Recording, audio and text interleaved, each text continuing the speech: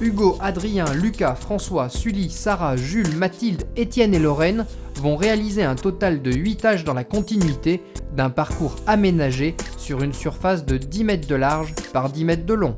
L'organisation de cette zone est la suivante. Il faut un but de 2 mètres de large et 70 cm de haut. Un couloir large de 8 mètres est matérialisé par des repères placés sur le bord, de chaque côté du but à 4 mètres de son milieu.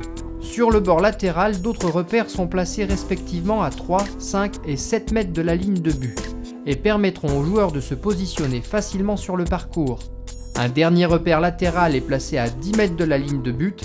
Il matérialise la zone de départ du test. Le parcours est effectué sans lunettes, sans masque, sans aide et sans jamais prendre appui. L'important est de respecter l'ordre des étapes. Le parcours n'est pas chronométré.